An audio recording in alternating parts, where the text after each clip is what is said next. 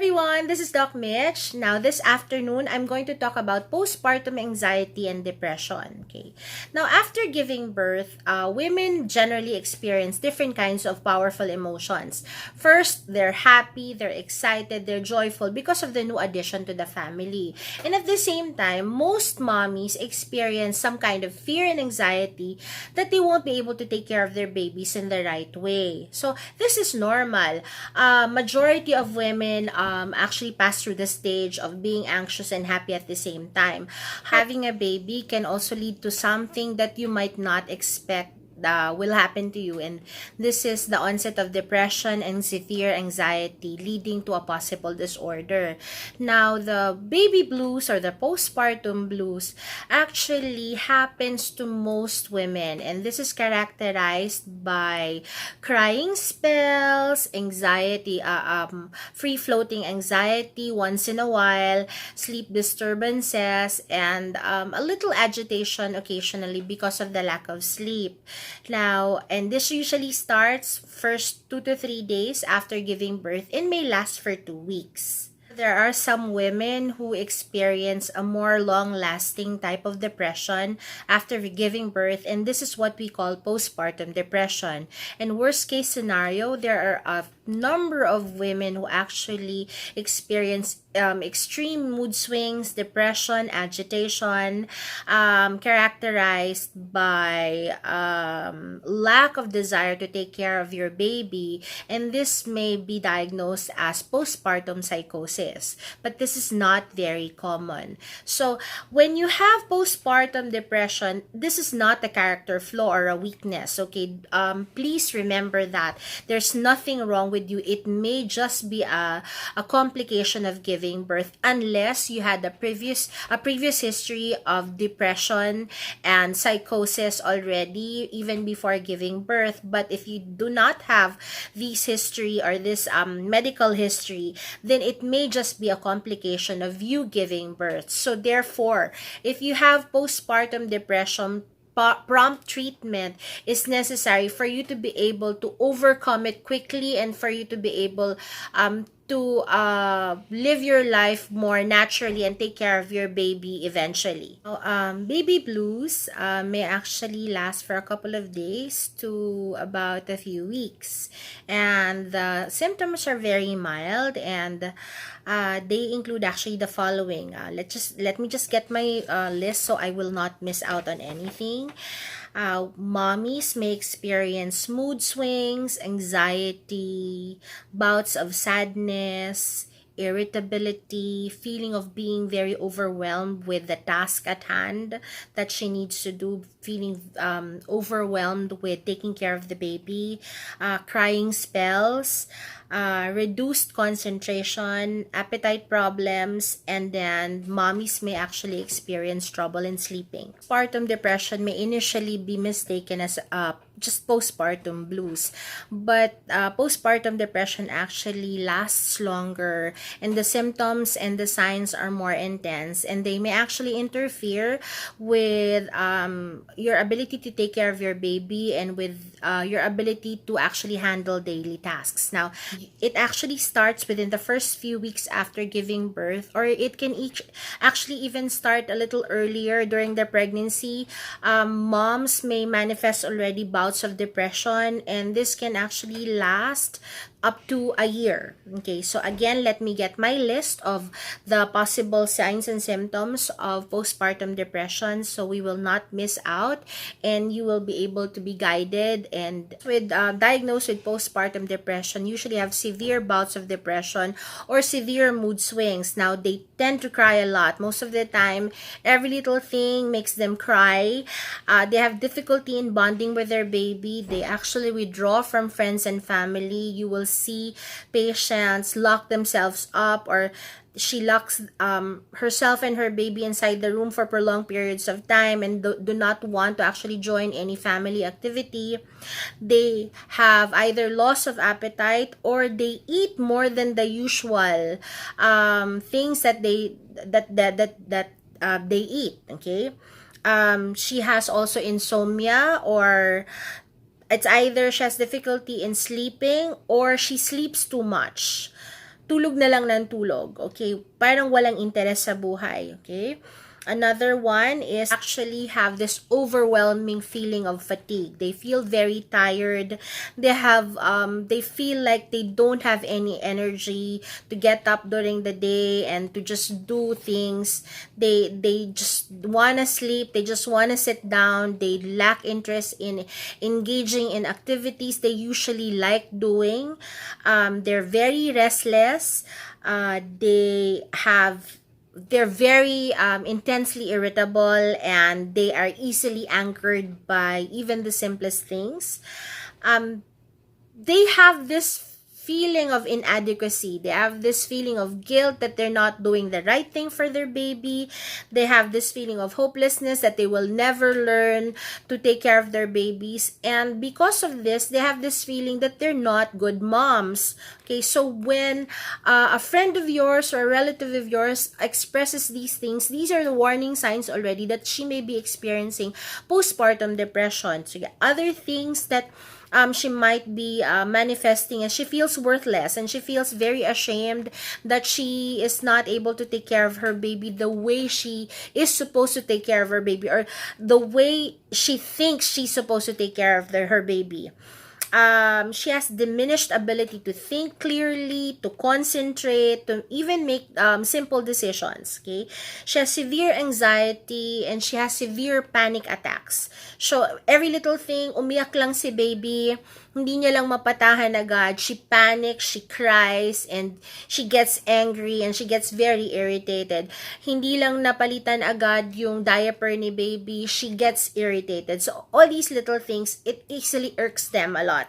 Okay, and then she has thoughts of harming herself, and worse, she has thoughts of harming her baby. And she may be entertaining thoughts of suicide or death. Postpartum psychosis is a very rare condition that typically develops within the first few weeks of giving birth, and the manifestation is actually very severe. Now, what are the signs and symptoms? Okay, my list again. Number one, the mommy is very confused and is most of the time disoriented. She has actually very obsessive thoughts about her baby. Now she has the fear that somebody might hurt her baby, or if she goes out, somebody might happen to her baby, or something might happen to her baby. So she's now very obsessive, and she does not trust anybody with her baby. Okay, number three, she may actually experience hallucinations and delusions. She has sleep disturbances. Most of the moms who have psychosis do not sleep at all. So they have a very heightened sense of fear that something might happen to their babies, or something might happen to them, and because of this, they don't sleep. Okay, they're very agitated. They have excessive energy and agitation. They are very paranoid. And worst case is, now if those mommies who have postpartum depression have thoughts of harming their babies, harming themselves.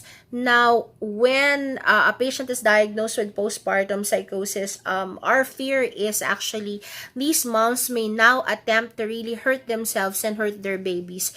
So it can actually lead to life-threatening conditions and thoughts and behaviors. And so immediate management and immediate identification and management is very important. Surprisingly, there is also what we call the paternal postpartum depression, especially for new fathers.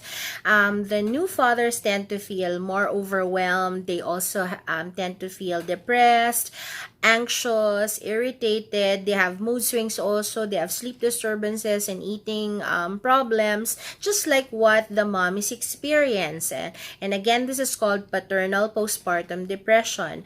Now, who are more at risk for developing this kind of illness? Now, these are the new fathers, the very young fathers, those who actually who have history of depression already, those who have relationship problems, and those who are struggling financially. these are the fathers who are more at risk for developing paternal postpartum depression. Now, and this experience or this illness in the partners and the fathers actually also can lead to negative effects on their wives and in the upbringing of the child, because the relationship can be affected. And so if you're a new father, you're listening to this video and you're a new father and you're experiencing all these things also, it will also be best to talk to your partner and then to talk to your healthcare provider or your doctor, so that proper treatment, proper management and treatment can be done. Time to see your doctor. Now, if you're a new mom or you're a new dad and you're experiencing depression and anxiety, you may actually feel reluctant and embarrassed to talk about this to people. But please do not have this kind of attitude. You have to actually be very vigilant in your emotion about these things. If you notice any change in your emotion and it does not go away after 2 weeks, or it becomes worse, or it actually affects your daily functioning, and especially it affects the way you treat your baby and the way you take care of your baby, please see your doctor. This is not something to be ashamed about. This is not something to be embarrassed about. It's actually very common. It happens to a lot of couples. It happens to a lot of moms. And what's important now is that you get treated, you get diagnosed, and then we give you the proper guidance and care, so that you can actually live a normal life eventually and take care of your baby, right? The people who actually are experiencing severe anxiety, severe depression may actually not actually recognize that they are already in the brink of having an illness. And so as a friend and as a family member, if you notice your loved one or your friend to be experiencing or to be actually in the process of developing postpartum depression, or worst case scenario, postpartum psychosis, please help them by bringing them to the doctor. It's very important that you notice the signs and symptoms, and even if they don't recognize it or they don't want to acknowledge it, if you see that there is a problem that's going on, please bring them to get help. What are the causes of developing postpartum blues or postpartum depression, or worst case scenario postpartum psychosis? There is no one singular cause of this disease entity, but it can actually be a combination of physical factors and emotional factors. Now, physical factors mean the sudden drop after giving birth. The sudden drop of hormones may actually cause some havoc in your emotion, and it may actually cause you to be a little more sluggish, depressed, and tired. Now, emotionally, there can be a feeling of being overwhelmed because you lack sleep. Now, when you have a new baby, I think most new moms will agree with me, there's a tendency to watch your baby even when they're sleeping, because for fear that they might stop breathing or they're just too cute not to watch, right? So in the end, by the time that you're sleepy, your baby now wakes up and demands food, and so you have to breastfeed, or you have to feed her or him again, and so it's now a vicious cycle. You don't get to really get ample sleep or enough sleep for you to feel rested, and because of the lack of sleep, you're now crankier, you're now actually more anxious, you're more agitated. Every little thing, even the smallest thing, may actually cause some outburst of negative emotion from you. And sometimes a feeling of being very overwhelmed, especially for new moms, that you don't know what you need to do, or you don't know what especially when the baby starts crying and you can't make him or her stop, you feel very, very inadequate. And so because of this, it may actually lead to some emotional trouble also, leading to possible depression and anxiety. Some patients who now feel less attractive because they're fat, and then they feel like they're not getting any sleep, so they don't look fresh. And so this is where the partner comes in. You need to be extra supportive now, the way you were supportive of your wives when they were pregnant. You need to just give positive reinforcement that she's doing very well, and then despite all the haggardness, that she's still very beautiful in your eyes. Okay, so there's also a feeling of anxiety of not being able to do the right thing for your baby. There's also a feeling that you just totally lost control. And the only rest that you can get is your short bathroom breaks before your baby starts crying again. So this can be very overwhelming for moms, especially first-time moms, but it's very overwhelming for new moms in general, for those moms who just gave birth. And I think most of you who are listening to me now, who just gave birth, will agree with me and will understand what I'm talking about. At risk for developing postpartum blues, postpartum depression, and possible postpartum psychosis. These are the moms who actually have previous histories of depression, and they may have been diagnosed with bipolar disorders, or those moms who have actually family members who have depressive disorders. If you have also experienced a very stressful event in the past year prior to the pregnancy and during the pregnancy, like pregnancy complications, or loss of job, or loss of a family member. Okay, this can actually add to the depression. Now, financial instability can also lead to a possible development, because you are worried now about the finances, because there's now an additional mouth to feed. Okay, so another risk factor is when you're very young and the pregnancy was unplanned, or you have a very poor support system. Your family does not agree with the pregnancy, your family does not like the pregnancy, or your partner did not acknowledge the baby, or you have relationship problems. These are actually the factors that may lead to depression. And so, as a shout out to the families of these new moms, or the moms who just gave birth, please, the support system is very, very important. I need you to work with your loved one. I need you to work with your spouse, I need you to work with your sister. Please support them, at least for the first year. Do not be a trigger. Do not be a source of trigger for her to develop postpartum depression and a possible psychosis. So, support system, family system is very important. A loving relationship is very, very important. Alright? There are a lot of implications that may actually result from having postpartum depression. For the mother, if left untreated, this may actually lead to chronic depressive disorder and a difficulty in her bonding with her baby and her other children, or even her spouse. Now, for the fathers, actually this may now cause a problem for the whole family structure, because being the strong man in the family, if he now experiences paternal postpartum depression, this can actually affect his wife more, and affect even the children. Now, for the children of moms who have postpartum depression, now these kids may actually also experience emotional lability, and may manifest emotional and behavioral difficulties, and poor attention, poor adjustment to situations. So it's not just the mom who's affected, but it's really the whole family unit, the whole family system.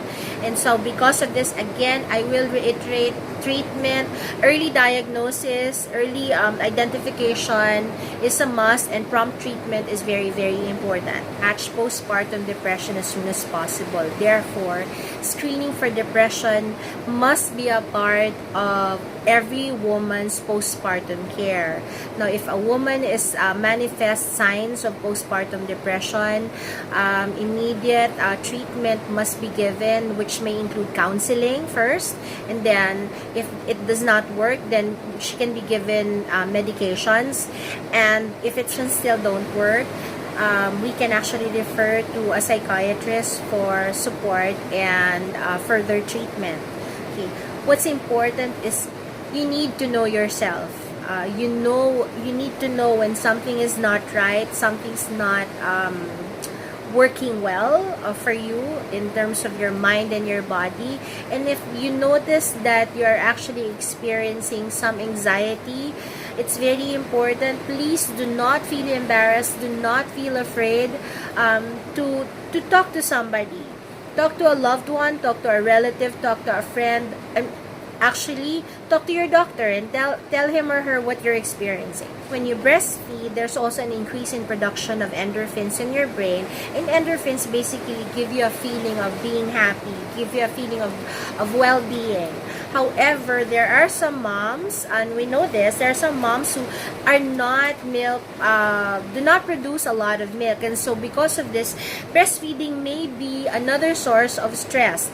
But if this happens, please do not feel inadequate, do not feel very anxious, and do not feel like you're not a good mom because you cannot produce enough milk commensurate to the demands of your baby.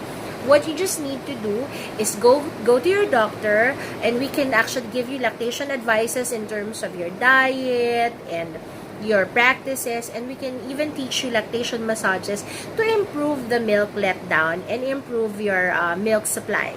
Like you're experiencing symptoms that actually manifest of postpartum depression, then please go to your doctor and inform him or her of what you're actually going through, so that she can make actually a plan for you to be able to help you. So do not feel embarrassed. A lot of women are experiencing this. It's just that nobody wants to talk about it. But I want to assure you that help is available and you are not alone, and we can actually do something about it. We can give you medications, we can give you psychotherapy, treatments, counseling, and the like, depending on our assessment of your status and how, and then we will be monitoring you until you are well. We will hold your hand, help you out until you feel better, and then until you feel like you're ready to face the world again. Ways you can actually help yourself. Number one, first, have a healthy lifestyle choice, okay? Meaning, get enough rest. When your baby's sleeping, sleep also. That's very important. I know your baby's very cute, and I know that you can't stop watching him or her, but please, lack of sleep is a very, very big trigger into developing postpartum depression. So please, when your baby's asleep, the rule is sleep also. So when he or she wakes up, you're actually refreshed, okay? And you're re-energized. Next, eat healthy food. Please avoid the coffee. Please avoid the alcohol.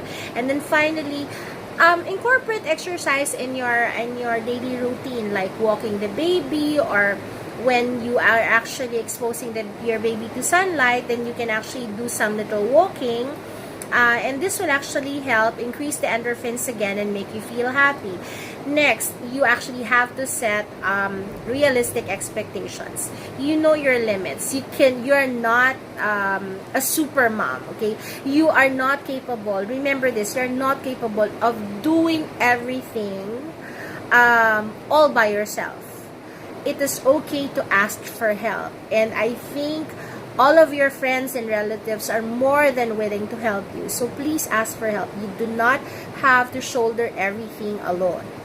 Okay, next, make time for yourself. Okay, I know this is kind of difficult, and I know some of you will react in a negative way to what I will be saying now, but it is actually a very good way of avoiding the feeling of being overwhelmed and over fatigued.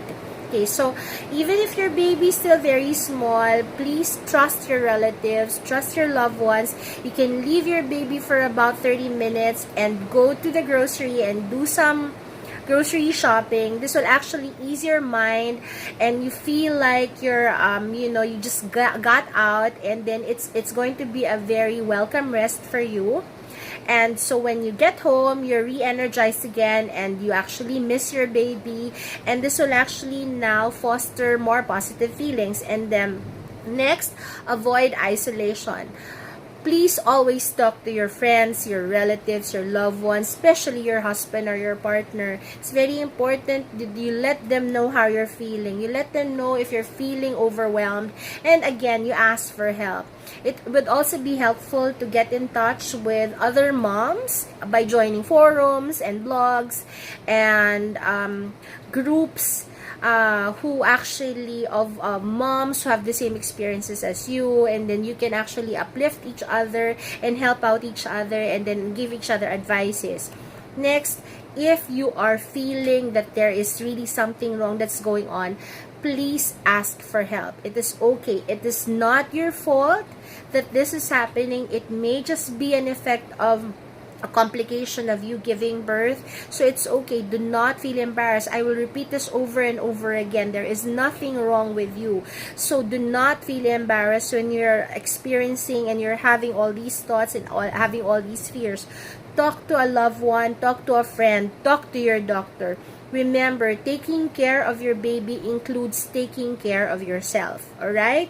So if you cannot give something that you do not have. So if you're not healthy, you're not stable, how can you actually make sure that your baby's okay? So very important, take care of yourself, then take care of your baby, alright? The sooner you get help, the sooner you will be equipped with dealing with the depression, and the sooner you will be able to enjoy your new baby. So, I hope this was helpful. Please feel free to share this video to anyone whom you feel needs the information that I gave. And thanks for watching, and I'll see you again. Bye-bye!